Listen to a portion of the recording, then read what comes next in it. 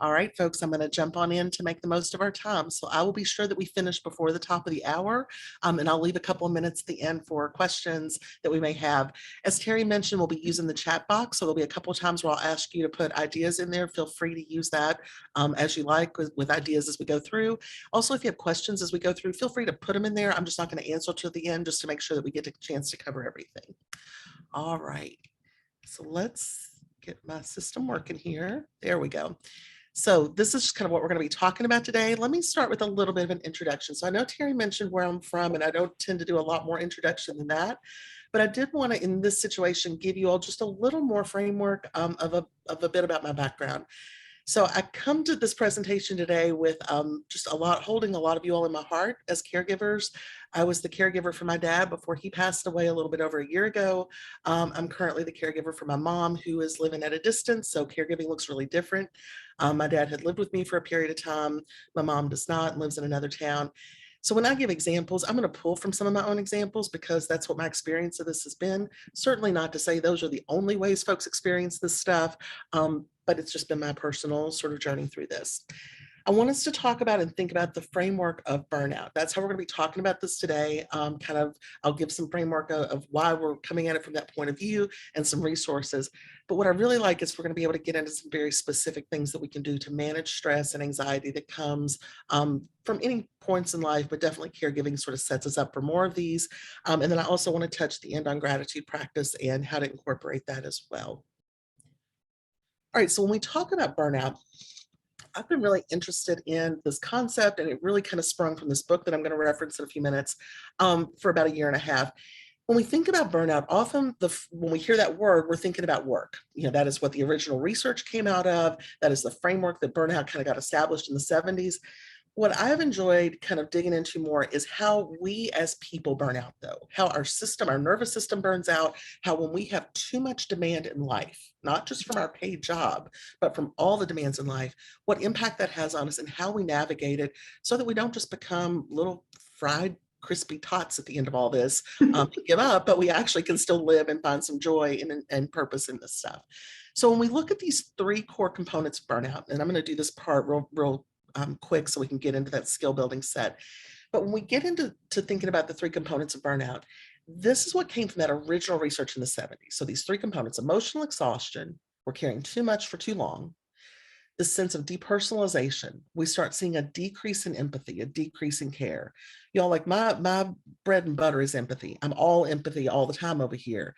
And I can tell you for myself, I could feel that decreasing during those times when I was just feeling way overwhelmed. And then that decreased sense of accomplishment, at times feeling like, what's it even matter? Does anything matter? Is what I'm doing having a purpose? We don't necessarily stay in all of these all the time, but these are the three kind of core components that make up the concept of burnout. So when I was looking at this, again, I talk about this from some groups in terms of their job. I talk to some folks in terms of other life things that maybe kind of take them to this point.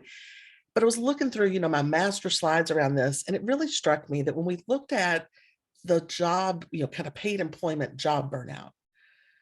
And I was reading through these and I thought, is there anything in here that has enough overlap that's worth keeping? And I'm just going to encourage you just to read through this with me for just a second.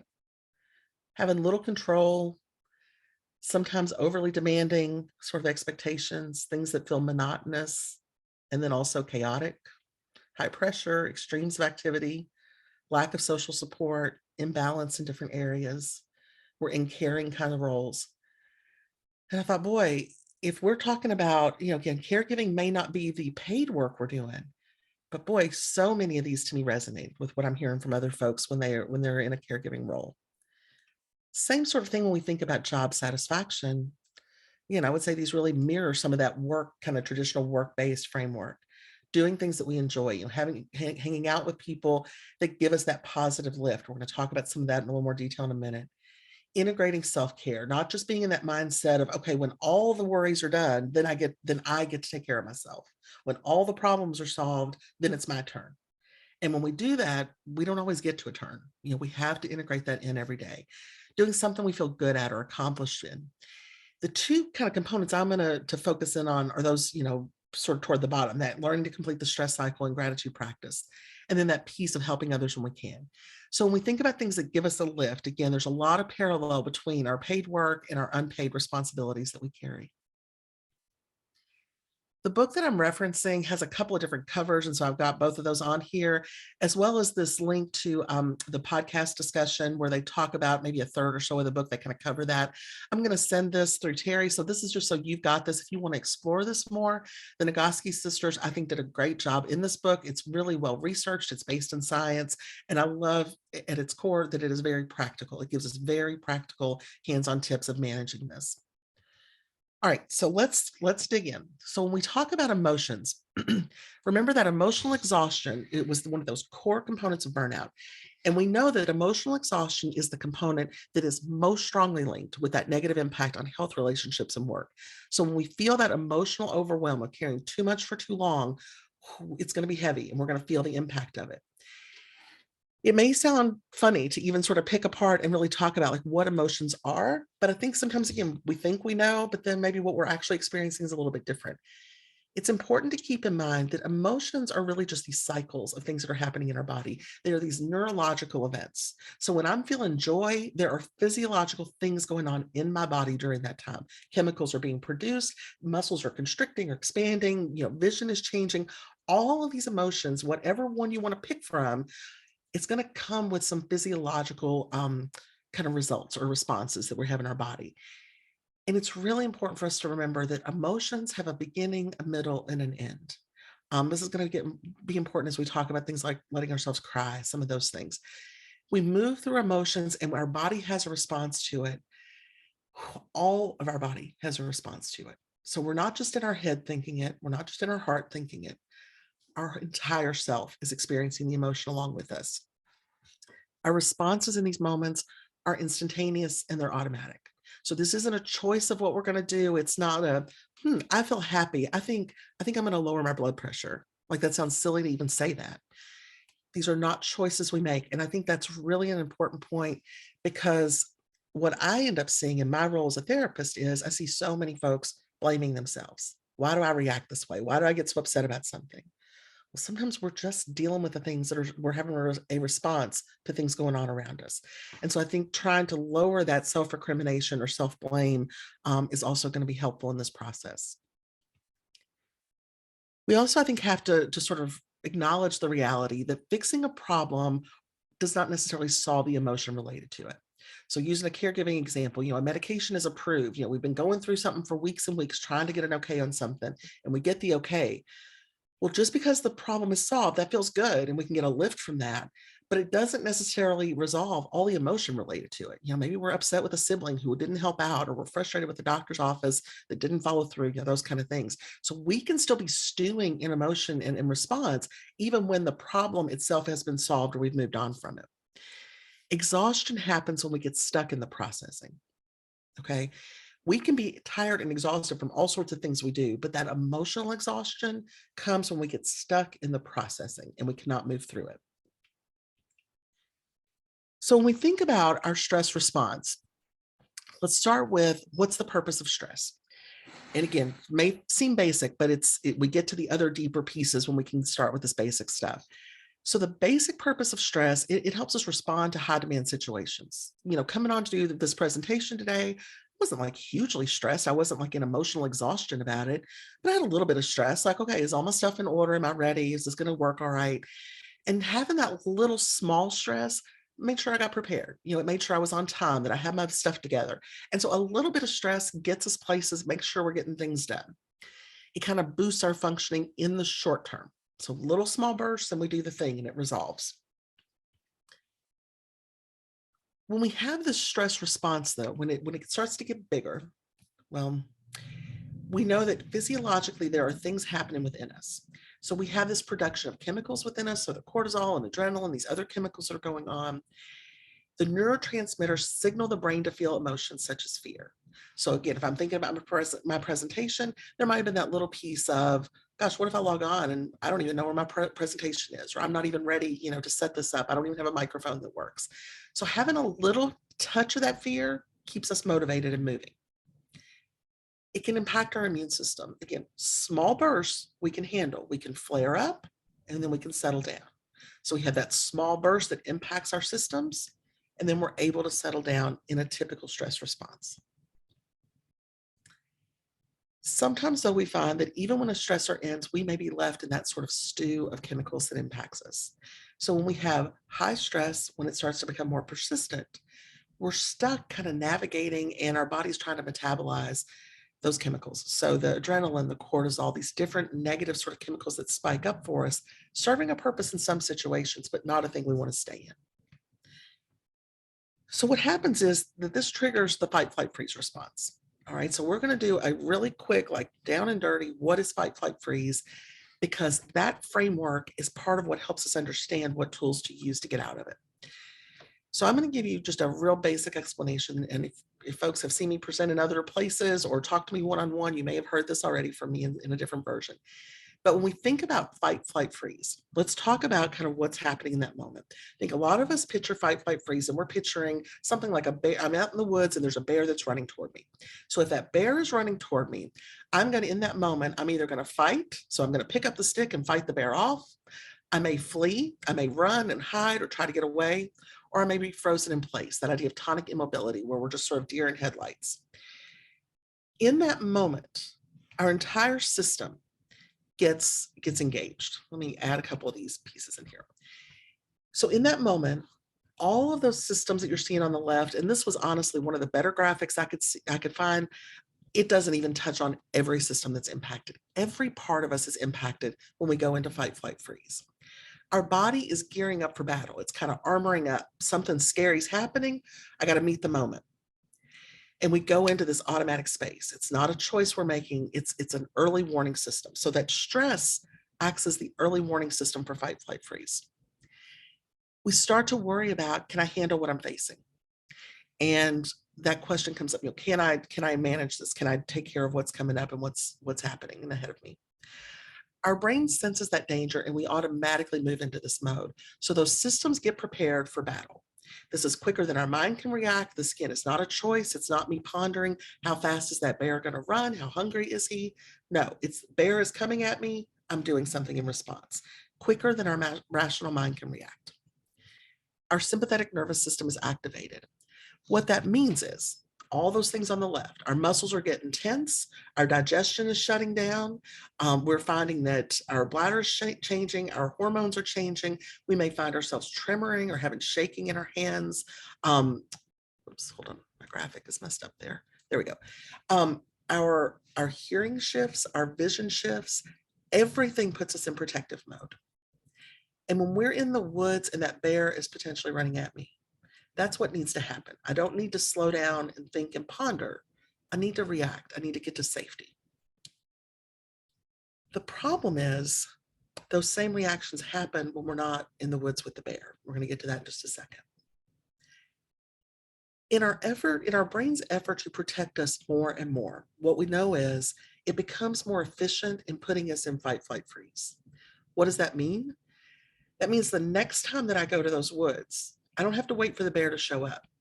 The next time I go to the woods and it's a sunny day, or the wind is blowing the same way it did the day the bear charged me, or I'm walking the same path, my body starts to get ready. My body starts to armor up. I start to worry, do I need to be afraid? It's a self-protective measure. If we can remember that it's self-protective, again, it helps us not to blame ourselves so much for having some of these responses in these situations that are a little bit more gray. We'll talk about in a moment. In the effort to keep us safe, the next time I go to those woods, when it's just a little bit like that day, anxiety is going to start sparking up. That stress response is going to blossom. And it's going to tell me, you need to be afraid. This looks similar to some other time that was hard, and you need to be afraid. It's, again, self-protective response. So when we know about what situations activate this, again, bear in the woods makes sense. Bear's running at me. I don't want to stop and ponder and think. The problem is, in our brain's effort to protect us and to be more and more efficient, it applies this same kind of experience in all sorts of situations. That might be that you find you get an email from a boss and it sparks this feeling. It might be you see a number pop up on your phone and it sparks that feeling. For me, I knew a phone call from my mom. Boy, she did a text when things were okay, but if a phone call came, I was deep in fight, flight, freeze. We were all in it. That repeated exposure makes us more efficient. So we're going to move into that more quickly. Prolonged stress. This is such a key part, I think, for our group in particular. Prolonged stress makes it more difficult for our brain to slow down or cancel the false alarms. Okay. So when I start getting triggered all the time, and when every text coming through is starting to give me this response, and that's going on for long periods of time. We're not talking about a few days, while power's out and we're all kind of worried about something. We're talking about prolonged periods of time and prolonged stress. It makes it much more difficult for our brain to differentiate and cancel those false alarms, those times that are not quite so big. We get so sensitized to it. It does not take much. It is the wind blowing a certain way, and all of a sudden I'm there and I'm in this response. And understanding the purpose of it is what helps us respond differently. Okay. So take a minute and look at this. I put this together to try to give a visual of this phenomenon I was just talking about. Most of the time when we're thinking fight, flight, freeze, we're thinking that top row. Fighting, we're confrontational, we got the stick. Flight, we're running and hiding. Freezing is that idea of tonic immobility, deer in headlights. But notice other ways this shows up. And I just want you to notice for yourself, where's your place that you tend to go to when you get real overwhelmed? I know what mine are. I know which ones show up for me. I put this together really to use as a tool so that you can notice for yourself when I'm tipping into that harder space, when I'm really getting caught up in this fight, flight, freeze response, what is the sign I'm doing it? So when I'm losing myself in my phone, when I'm losing myself in, excessive exercise or self-criticism, it can be that red flag. I need some help. I need some support. It's not the stick to beat ourselves up with. It's to let us know things are getting off track, or I'm needing to find some way back to a more balanced place. And again, you'll get these materials later. Terry will be sharing this with you all as well. This is directly from that burnout book, and I want to read this to us because I think it's so, so important. You have to do something that signals your body that you are safe, or else you'll stay in that state with the neurochemicals and the hormones degrading your body, but never actually shifting into relaxation. Your digestive, immune system, cardiovascular system, musculoskeletal system, and reproductive system never get the signal that they are safe. They are flooded with these chemicals, and our body cannot shift out of that mode. So let's talk about the things that we can do to give our body that signal, okay? Within that burnout book, the Nagoski sisters frame this. They've got 9 areas that they talk about that we can use to shift our body. We cannot always think our way out of this. We cannot always just tell ourselves, okay, that's enough for today, or we're okay for today, we're moving on. If we find that we're staying stuck in that fight, flight, freeze chart, remember all the different kind of ways it manifests, we need to do some physical things with our body, some things that are not just the thinking part of us, to get that signal that we're okay in that moment. And y'all, this may sound strange to folks. I'm just telling you, it's what I said to myself all the window that my dad was sick, and it's what I still say to myself now. The bear isn't chasing me if I'm doing blank. All right. So let's talk about the 9 different blanks that they break out for us. One of them is physical movement. So this idea of moving our body in any way, it may be exercise. For some folks, as we go through these 9 areas, one thing I will say, hear this one loud and clear. You do not have to be an expert in all 9 of these, and you don't have to want to do all 9 of them. Pick out the ones that work for you. I mean, this is very much about being honest and picking what works for you. Okay. So within these, again, there's going to be a range of activities. I'm going to give some obvious sort of activities. I'm also going to give some examples of other situations where we can kind of pull in an alternate version of this. I'm going to strongly encourage you all. I mean, we've got about a dozen or so of us online. Put things in the chat box as you all come across some of these. If it sparks for you, like, oh yeah, this is one thing I do. This is something that helps me. We are all in the same boat together of trying to figure out how to make this work. All right. So put your ideas in. Mine are not just nuggets of gold, because I'm saying we've all got ideas to contribute to this. All right. So all that being said, physical movement. Again, we're giving our body and our brain the signal. The bear is not chasing me if I'm taking a minute to stretch. If I'm taking a minute to walk around my house or get some steps in. For some folks, that may look like exercise. That may be very traditional and exercise is their go-to, and they've got the physical ability, they've got the means to get to it. They're able to do exercise in a way that works well for them. If that is your, kind of path and that works for you, absolutely use it. If that's not so much your path and it feels like I can't even envision, walking from the car to the house, much less getting exercise in. We also want to think about other types of movement. So if I'm taking a minute to, and you all can't see me very well on Zoom, but I'll roll back here for those who can. If I'm taking a minute to put my shoulders back, and stretch and touch my toes and reach up over my head, the bear's not chasing me in that moment. I'm sending my body the signal, we're okay for a minute. We're going to talk in a minute about combining a couple of these, but any sort of movement that can also be getting up, maybe you're zoned out on a TV show at the end of your day. Maybe you say, okay, 2 commercial breaks. I'm going to get up and just walk a couple of circles around the house, or I'm going to make 1 trip up the stairs and put a load of laundry in and walk back down. It may be that you're in a hospital or in another facility, and I did a whole lot of walking hallways. I did a whole lot of walking into empty hospital rooms, if I could find one, or a bathroom, and stretching, trying to do just some basic movement. So we weren't so tight and crunchy. So moving, finding some way to move your body. Shaking may sound like a silly one. Y'all, I could spend way too much time on this.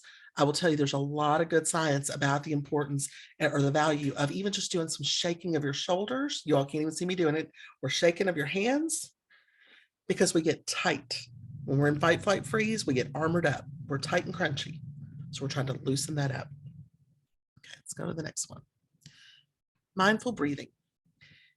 There are so many ways to approach this one.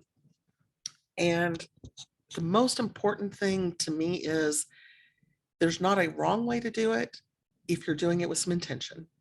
All right. Whether that is you're sitting in your car when you pull in the driveway, and for 5 minutes before you go in and deal with the next round of whatever's got to happen, you let a song play and you just do some breathing while you're sitting there. Even better if we combine it with some loving touch, putting a hand on your belly button or up on your heart and just feeling your body rise and fall. I sometimes want to be that little sweet woman over in the corner of the screen there, sitting and peaceful and holding, and I'm in my comfy clothes. But a lot of times I was doing mindful breathing where these people on the right side of the screen were. I was in a doctor's office. I was in my car. I was in a place where I could catch that couple of minutes there. But it was better than not doing it at all. Knowing that if it's helpful, if you find it's helpful to have someone kind of lead you through breathing, there are so many great YouTube videos out there around this. Lots of good apps. I put Calm on here just as a placeholder. There's lots of good ones out there. There are some structured breathing pieces that can be useful, and I'm just going to mention a couple of those. And y'all, again, I'm just trying to be real because I've been in the caregiving shoes and I still am, and I got to do things that I can remember and I can get to in the moment. So I'm going to tell you a couple that I can remember. One is square breathing. That is just, you would do an inhale for a count of 4. You hold your inhale for 4. You do an exhale for 4, and you hold your exhale for 4. All right. When you do that, it's super simple, but we're just slowing it down. We're doing a small count along with it. This is one that a lot of military and police will use to try to calm, again, physical symptoms or physical reactions before they're trying to manage a weapon. Doing any kind of that structured breathing can help bring the system down.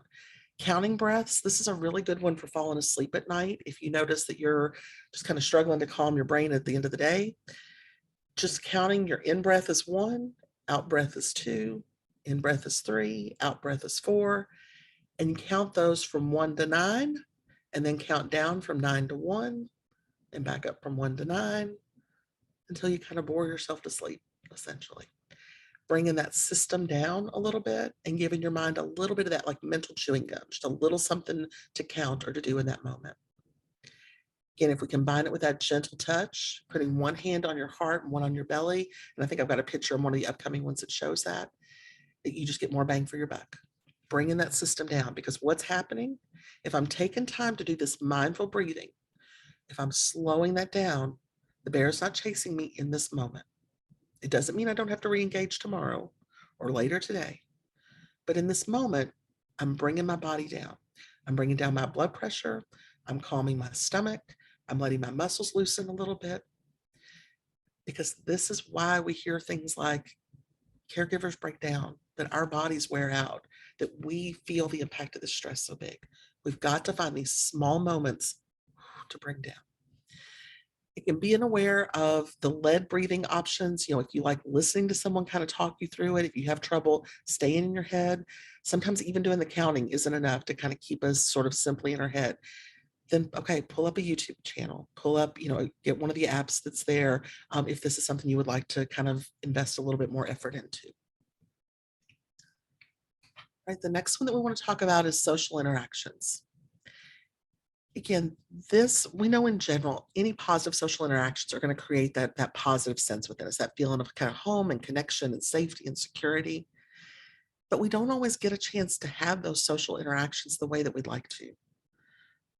I know for me, especially when my dad was here, I didn't have time necessarily to go spend time with friends the way I wanted to. I really wanted to, but it just wasn't there, or circumstances just did not lend themselves to it. What we have to remember in this context, though, like to get the physical benefit from this, yes, it's great if we can be with our friends. Absolutely, that is a priority and we want to do that. But if we're trying to thread in things in our daily practice, how do I do this when I'm running 10 different places? Even things, and I think they use this example, I think even in the book or maybe on the podcast I'm sending you all, even things like when you go through a drive-through line, taking a minute to slow down and make eye contact, give a genuine, how are you? Or, I like your earrings today, or thanks for my coffee. If we're taking a minute to do that one genuine interaction, it's reminding our body we're not being chased by the bear in this moment. All right. Is that going to take care of all of our stress? No. But we've got to find ways to introduce and incorporate these small kind of daily acts, because you all know as well as I do what that feels like to be somewhere. And I've went through a million drive-through lines and not even realize there was a human on the other side of it. I mean, just being real. Take my stuff, take my card, whatever. I got to go. I got places to go. I got things to get done. I'm worried about something. I'm on the verge of crying. Whatever's going on for me in that moment. But if we can slow down for just a moment, we get that positive of that interaction. The important piece is about the pausing and the cueing into what's going on around us. Oh, genuine laughter. I love this one. This one makes me often think of my friend Amber Soni, who some of you may know, who is my colleague. She's one of the funniest people I know, and she is one of my sources of genuine laughter all the time. Sometimes it's easy to find spots for laughter. We got people in our home or in our life or a coworker like I do who just helps bring that out. Sometimes we have to go look for it a little bit, and if this is something that is true for you, or you find that you're wanting more of this, know what gets you there. If it's something like Spotify or Pandora, know what comedians you like. Have a channel that you can go to. So when you're in that drive between home and work, or going to, the grocery or doing errands, you can pull up something that gets you to that really good, genuine laughter. TikTok, I don't know what's up with TikTok and their security things, and I can't vouch for any of that. All I can tell you is I laugh when I go there. I go there and it makes me laugh. It's a place that's an easy relief for me. In 5 or 10 minutes, it can give me a lot of laughter. Similar things with I would suggest familiar TV shows. A lot of times when we're really overwhelmed, we don't want to be taking in even media consumption. We don't want to learn a new storyline. We don't want to learn new people. Go to comfort TV. Go to things that give you a good chuckle, things that are comfortable and familiar to you. Again, the bear is not chasing me if I'm taking time to slow down and let myself laugh for a minute. Right? Oh, hugs. Hugs are lovely. So hugs are a great benefit for us here. So we know lots of us, we see that research, we see those kind of headlines, hugs, there's all kinds of health benefits, and that is a lovely thing. And if you have an opportunity to hug a person who you care about, really leaning into it, letting yourself feel that physical connection, trying to keep it the hug, for 20 seconds or so, it's a small amount of time, but it can feel long when we're used to doing a little quick hug and tap and then let go. But like real hugs, really connecting to somebody. It has so much body benefit. It changes our hormone levels, it lowers blood pressure, lowers heart rate, it produces that oxytocin. It's calming down those other chemicals, the adrenaline, the cortisol, all that stress chemicals. Those are getting stopped when we're in the midst of a hug. We don't always have an opportunity to hug when we want to hug, so we may not have a person at home when we get there. We may not have the ability to get to the person that we want to give that big hug to. We can also rely on things like our pets. So snuggling with a pet, holding them close. For sometimes it can even be good to hold a kind of a heavy pillow, or that's a place where weighted blankets can come in. So we get some of that physical sensation of pressure that can feel good. On the right, I gave a couple examples of the pictures here that shows some just loving touch we can do with ourselves. So it may sound funny if you've never done it, but like even just holding, like wrapping your arms around yourself. And we talked a minute ago about combining that hug with the deep breathing. Do some of those good deep breaths while you're holding yourself. And I like that they show a couple of other examples. So even touching your face, if you're not like, if you're don't have a camera on or you feel comfortable doing, just do that for a moment. Or hold your arms around yourself. Hold your hand over your heart. Take a couple of breaths with it. It's comfort we bring to ourselves in that moment. It signals our body, you know what I'm going to say. The bear is not chasing me if I'm taking a minute to do this. If I'm letting myself kind of come down from the edge just a little bit. All right. The next one is going to be creative expression. So this one can look a whole lot of ways. And I think, some folks will hear creative expression, they immediately think art or arts and crafts, and that may be the direction some folks go with this. But it can mean anything that puts us in this state of flow. So within psychology, there is this concept of flow, which is when we lose ourselves kind of in the experience of something that we enjoy. And so for a lot of us, our words, it also can kind of be we can notice that we kind of lose track of time. I got into doing this and I look up and an hour's passed and it was like no time at all had happened. That may come from more of those traditional arts or crafts or creative expressions, but it can also be things like gardening, rearranging our furniture in our house, cooking, not cooking that's like the obligation cooking, not cooking like everybody's losing their minds and I've got to put food out right now, but like letting yourself, make bread or do do a recipe that you really enjoy when you've got the time and space to be able to do it. Rebuilding cars, rearranging things. Sometimes we don't always have time or energy or resources to tap into those things as often as we'd like to. So looking for some smaller versions that we can sort of take on the go. There's a number of different apps out there, again, depending on what your interest is. I don't use Color Happy or Happy Color, but y'all, the people who do, I mean, my friends who use it, my clients who use it, oh my God, they love some Happy Color.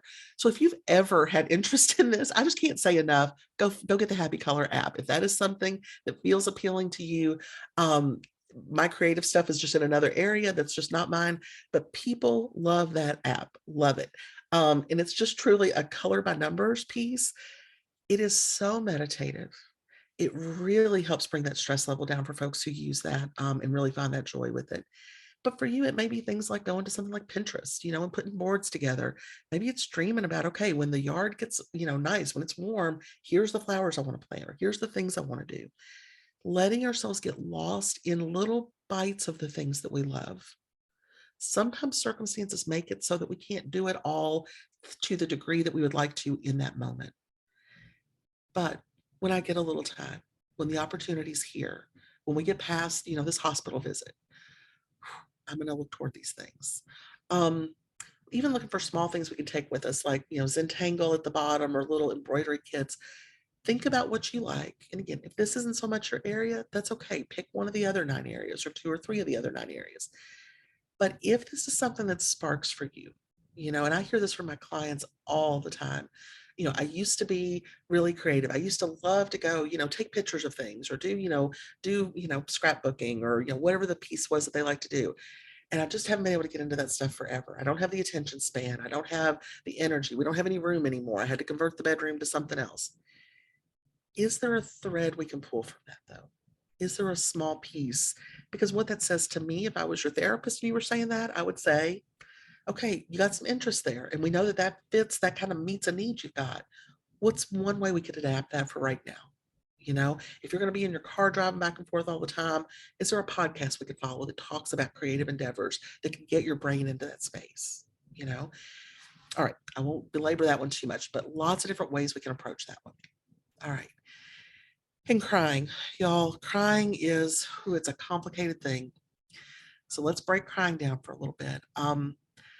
I will have a whole lot of folks who come talk to me who will say versions to me of, if I start crying, I'm never going to stop, or versions of, what's it going to help? Like, it's not going to solve anything. You know, my mom's still going to be sick at the end of that, or I'm still not going to have enough money for the thing I need. And let me tell you right now, crying's job is not to fix all of our problems.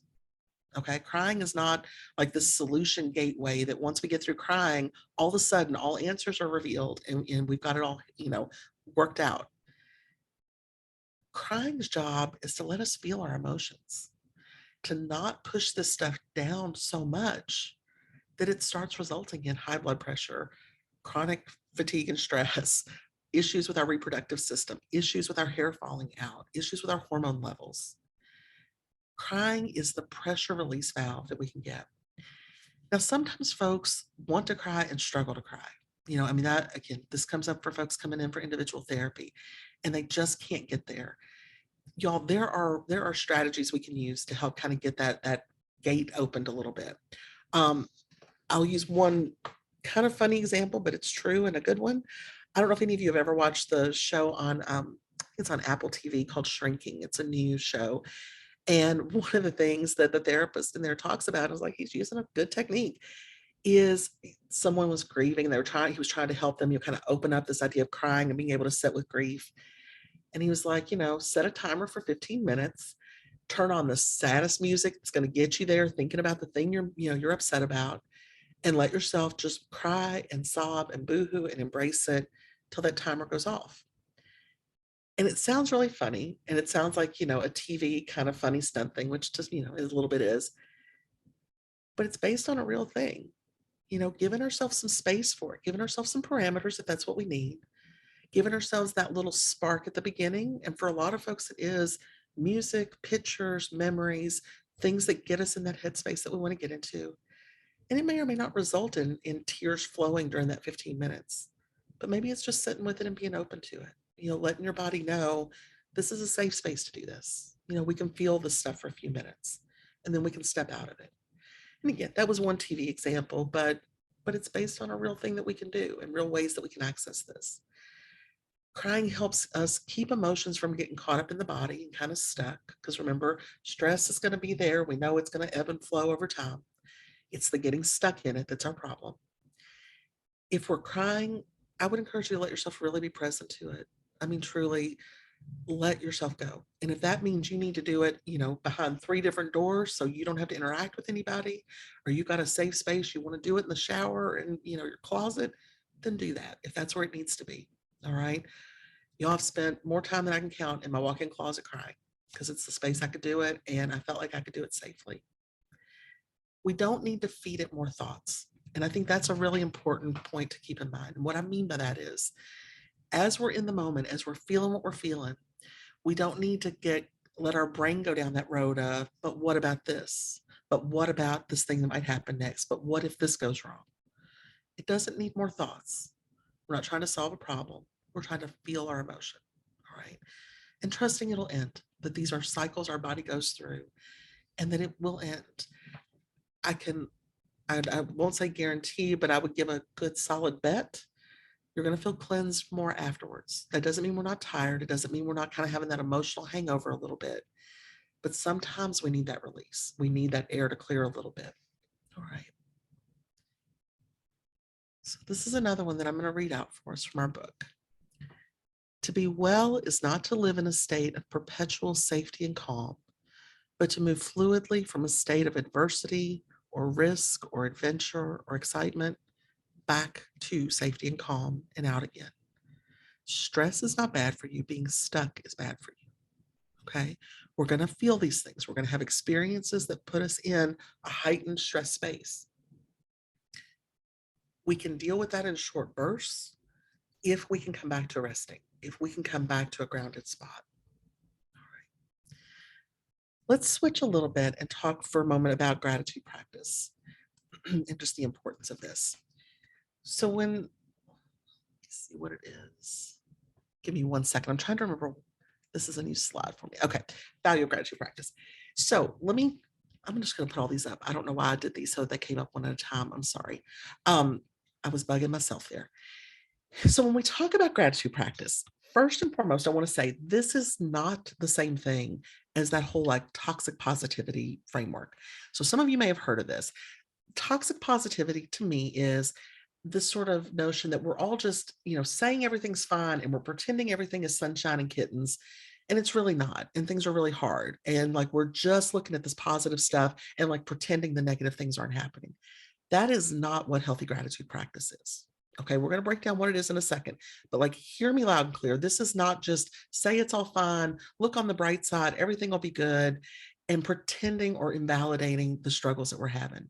Because I'm going to tell you all, I don't know about you all, but like for me, there were a few things that could get me to a more irritable and overwhelmed and honestly ticked off place than somebody minimizing the overwhelm that I had when I was really at the height of caregiving. So this is not what we're talking about. All right. Let's talk about what this is and why it works. So our brain has a negativity bias. And all that means is thinking back a little bit to that fight, flight, freeze response description I gave you.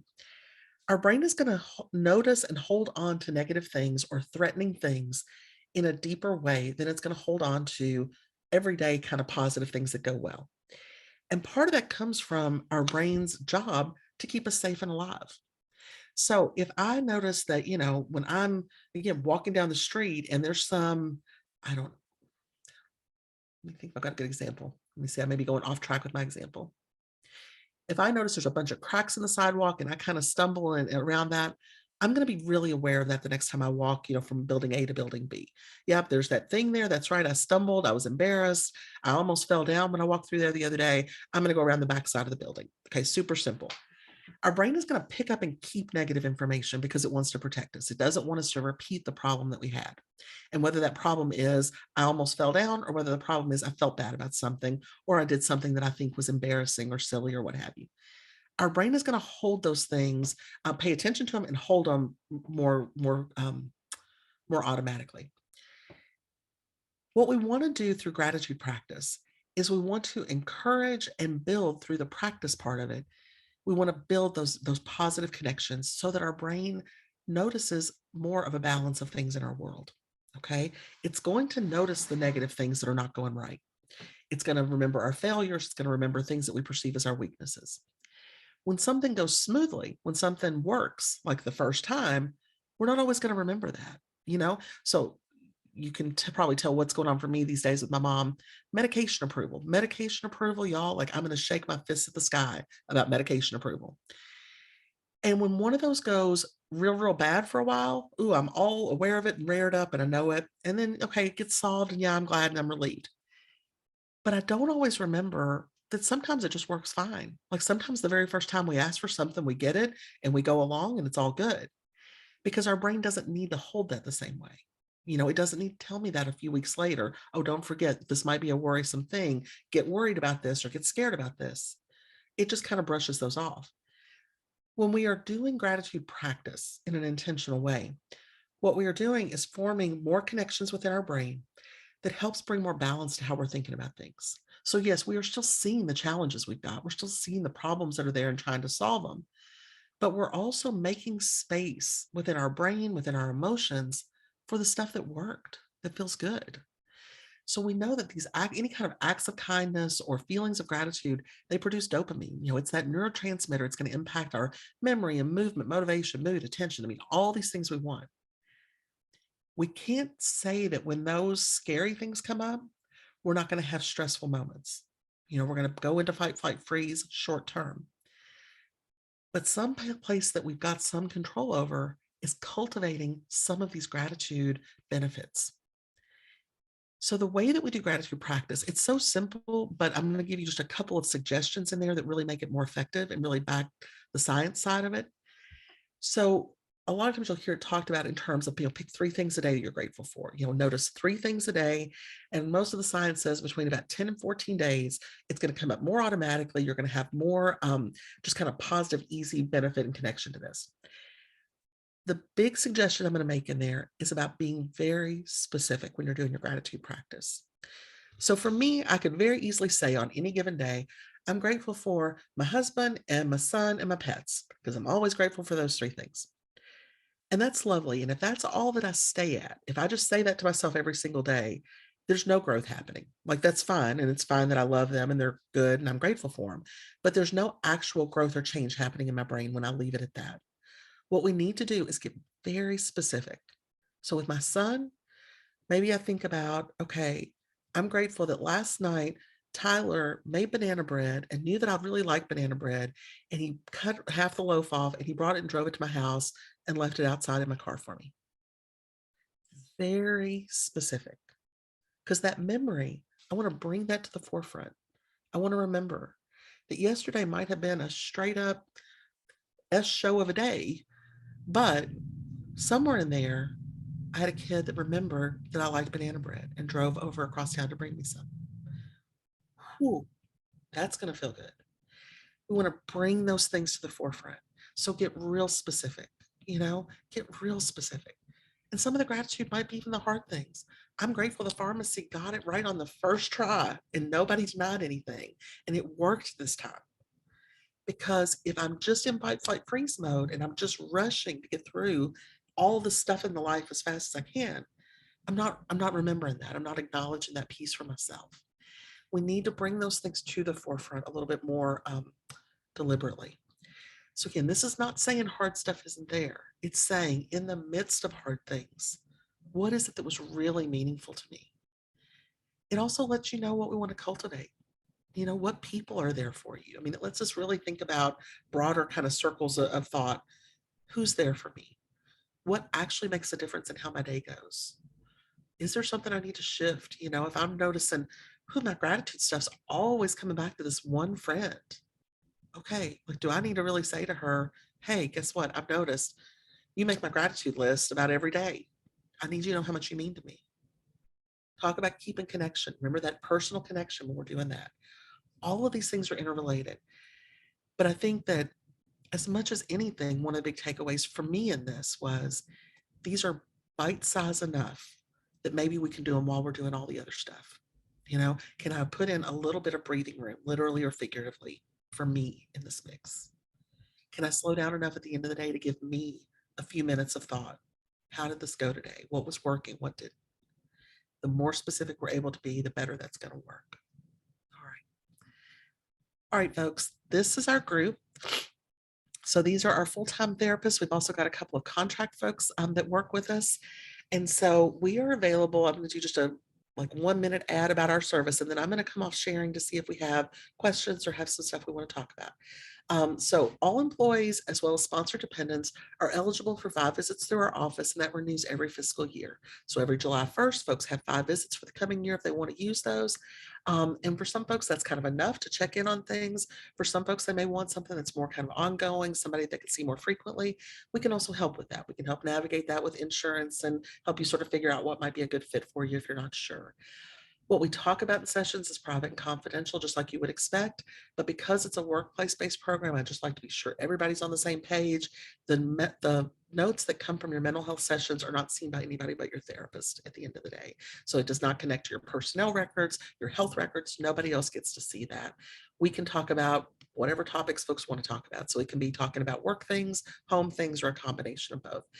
If that's something that you feel like could be helpful, please come see one of us. This is why we're here. It's part of our benefits. This is what we are all about. If these pieces that I've talked about kind of resonate and you're wanting to figure out, okay, but how do I do this? Or I tried doing this and it's not working very well, or I'm not sure, what to do and how to get my partner on board or whatever it might be. Those are the things to come and talk to us about, and that can be a 1 session thing, that can be an